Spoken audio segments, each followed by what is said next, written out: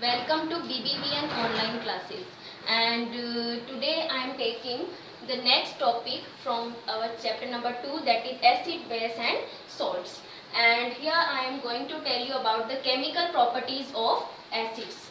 And acids chemical properties की जब भी हम बात करते हैं तो वो बात आती है उनकी कि एसिड जो है वो किस तरीके से दूसरे सब्सटेंस के साथ में रिएक्शन करता है। तो सबसे पहले हम बात करते हैं रिएक्शन विद मेटल्स। तो जब भी एसिड मेटल के साथ में रिएक्शन करता है तो हमेशा H2 गैस इवॉल्व होती है। जैसे मैं यहाँ पर एक एग्जांपल लिख देती हूँ, HCl।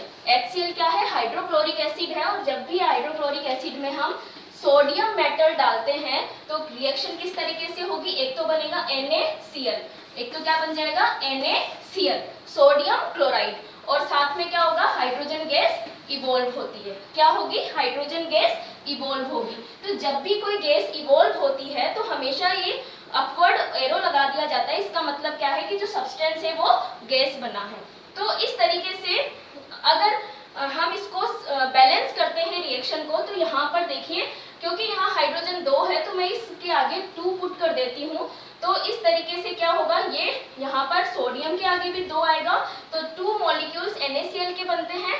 और इस तरीके से इस मॉलिक्यूल में देखिए 2 Na के साथ में 2 Cl चले गए तो 2 मॉलिक्यूल NaCl के बन गए, और 2 हाइड्रोजन यहाँ से जो आती है वो किस में बदल जाती है? H2 मॉलिक्यूल में। तो ये इम्पोर्टेंट है। और जब भी हम कोई भी मेटल, मैं एक और एग्जांपल ले लेती हूँ सल्फ्यूरिक एसिड का।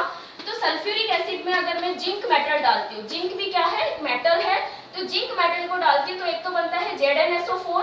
क्या बनता है? ZnSO4, जिंक सल्फेट, और साथ में क्या बनती है? ये H2 गैस इवॉल्व हो जाती है। तो इस तरीके से जब भी कोई जो एसिड है वो मेटल से रिएक्शन करता है तो हमेशा क्या बनती है? H2 गैस इवॉल्व होती है। ये तो है फर्स्ट प्रॉपर्टी फॉर एसिड्स।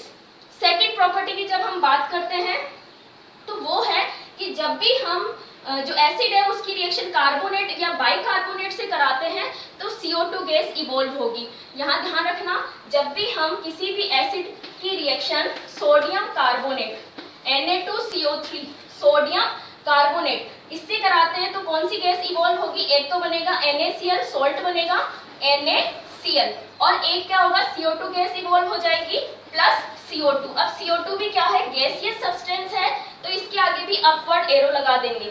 फिर साथ में क्या बनता है? H2O।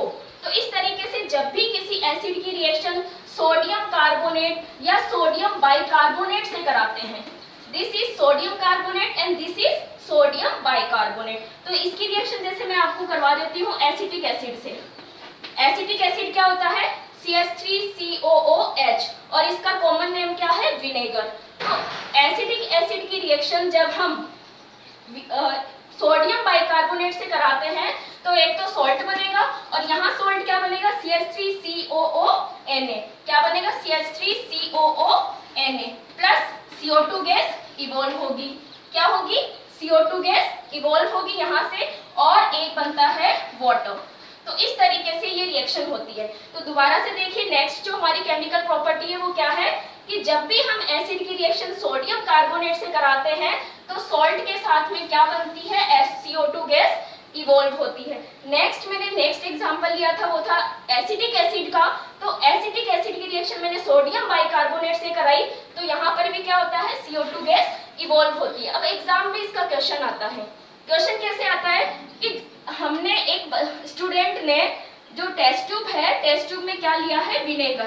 क्या लिया है? विनेगर। क्योंकि वो आपको एसिटिक एसिड ना देके मोस्टली क्या देगा? विनेगर बोलेगा, और हमें पता होना चाहिए कि विनेगर क्या होता है? Acetic acid. तो विनेगर में जब हम क्या डालते हैं साथ में? सोडियम कार्बोनेट, तो आपको क्या कहा जाएगा कि एक स्टूडेंट ने टेस्ट ट्यूब में विनेगर के लिया और साथ में क्या लेता है? वो सोडियम कार्बोनेट या सोडियम बाइकार्बोनेट। तो एक गैस इवॉल्व होती है, वो गैस कौन सी है? और उस गैस को जब हम लाइम वाटर में डालते हैं, ये क्या है? Lime water. लाइम वाटर में जब इस गैस को भेजा जाता है देन इट टर्न्स मिल्की। तो उस गैस का नाम बताइए कि वो गैस कौन सी है। तो यहाँ पर आंसर क्या हो जाएगा? वो गैस कौन सी है? Carbon dioxide. तो इस तरीके से क्या होता है, ये देखिए एसिटिक एसिड और सोडियम कार्बोनेट को मिक्स किया, CO2 गैस इवॉल्व हुई। ये CO2 गैस इस ट्यूब के थ्रू कहाँ जाता है, लाइम वाटर में जाती है, और जो लाइम वाटर है वो कैसा हो जाता है, मिल्की हो जाता है। तो ये एक्सपेरिमेंट के थ्रू भी क्वेश्चन आता है। नेक्स्ट है रिएक्शन विथ मेटेलिक ऑक्साइड्स। तो रिएक्शन विथ मेटेलिक ऑक्साइड, जब भी हम किसी एसिड की रिएक्शन किसी भी मेटेलिक ऑक्साइड से कराते हैं, this is the oxide of metal. Okay, तो ये एसिड मेटेलिक ऑक्साइड से रिएक्शन करता है, तो क्या होगा देखिए, एक तो बनेगा NaCl, ठीक है, एक तो क्या बनता है सॉल्ट, प्लस एक बन जाएगा H2O।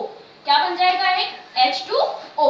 तो जब भी कोई एसिड मेटेलिक ऑक्साइड से रिएक्शन करता है तो एक तो सॉल्ट बनता है और एक वाटर बनता है। देखिए NaCl, ठीक है, और H2O। अब बात आती है कि यहाँ पे हाइड्रोजन 2 है और यहाँ पे हाइड्रोजन 1 है, तो हमें इन जो केमिकल रिएक्शंस को होता है वो बैलेंस करना होता है, जिसकी बात मैं ऑलरेडी आपको फर्स्ट चैप्टर में बता चुकी हूँ। तो ये तो थी जो केमिकल प्रॉपर्टीज है वो किसकी है, एसिड की। अब यही चीज मैं आपको एक्सपेरिमेंट के थ्रू एक्सप्लेन करती हूँ। तो देखिए, ये मैंने टेस्ट ट्यूब में क्या लिया है, एसिटिक एसिड। क्या है इसमें, एसिटिक एसिड, ये CH3COOH। लेकिन जैसे ही मैं इसमें ये जिंक मेटल है, जिंक मेटल को डालती हूँ, तो देखिए यहाँ पे एकदम ही कम बबल्स दिखाई दे रहे हैं। तो ये बबल्स कम क्यों है, क्योंकि एसिटिक एसिड क्या होता है, वीक होता है। तो वीक एसिडिक एसिड होगा तो रिएक्शन स्लो होगी, तो बबल्स भी हैं वो कम ही दिखाई देंगे। यही रिएक्शन मैं आपको हाइड्रोक्लोरिक एसिड में करके दिखाती हूँ। तो देखिएगा, ये हाइड्रोक्लोरिक एसिड है जो कि स्ट्रॉन्ग एसिड होता है, और जैसे ही मैं इसमें जिंक मेटल डालती हूँ, तो देखिए आप, ये रिएक्शन कितनी तेजी से हुई है। तो बबल्स जो बने हैं, जो गैस इवॉल्व हुई है, वो गैस कौन सी इवॉल्व हुई है, हाइड्रोजन गैस। अब एक चीज ध्यान रखिएगा, क्योंकि ये हार्मफुल नहीं था तो मैंने इसको हाथ से किया है, लेकिन जब भी हम एक्सपेरिमेंट करते हैं तो क्योंकि एसिड्स को जो हैंडल करना होता है वो थोड़ा सा हमारे लिए हार्मफुल है, तो हमें होल्डर से टेस्ट ट्यूब को पकड़ना है। और ये क्वेश्चन भी पूछा जाता है कि आपको कौन कौन से प्रिकॉशंस रखने हैं ड्यूरिंग द एक्सपेरिमेंट। नेक्स्ट, सबसे पहले मैं एसिटिक एसिड को सोडियम कार्बोनेट, तो सोडियम कार्बोनेट में एसिटिक एसिड में डालती हूँ, तो कौन सी गैस इवॉल्व होगी, CO2। तो जैसे ही मैंने इसमें डाला तो देखिए बबल्स आपको दिखाई दे रहे होंगे, किसके हैं, CO2 गैस के हैं। नेक्स्ट मैं बताती हूँ यही रिएक्शन आपको हाइड्रोक्लोरिक एसिड के साथ। तो रिएक्शन थोड़ी फास्ट होगी, क्योंकि हाइड्रोक्लोरिक एसिड जो होता है वो स्ट्रॉन्ग होता है, और ये स्ट्रॉन्ग एसिड को जब भी हैंडल करना होता है तो हमें होल्डर से टेस्ट ट्यूब को पकड़ना होगा। क्योंकि मुझे तो थोड़ा एक्सपीरियंस है, लेकिन आप जब भी ये करते हो तो थोड़ा सा ध्यान रखिएगा।